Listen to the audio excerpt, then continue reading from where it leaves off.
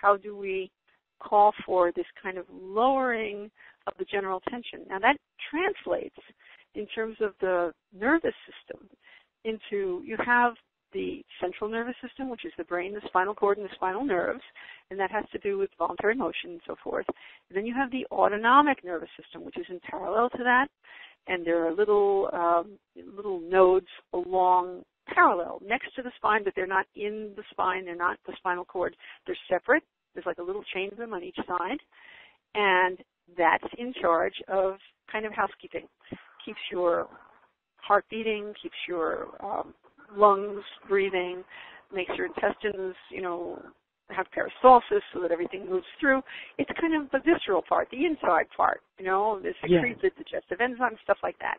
Okay, that's not the central nervous system. That's happening on another level. That's happening in the autonomic nervous system. So what that is it has two mediators, which are either adrenaline or noradrenaline. So you either get fight or flight, which is when you have a lot more adrenaline, the sympathetic tone goes up, or you get rest and digest, which is when the parasympathetic tone goes up and the sympathetic tone goes down.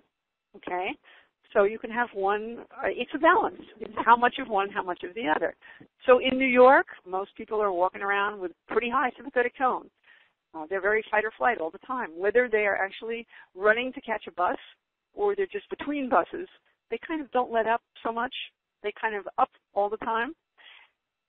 If you're doing the rest and digest, then that has a kind of calming influence. It's not just a physical calming, but it's an emotional and mental calming.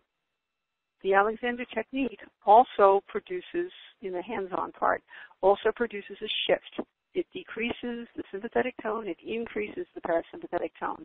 So you go from fight or flight to rest and digest. Okay, so you become calmer physically, emotionally, and so forth. So that's the neuroendocrine part, and that has to do with touch,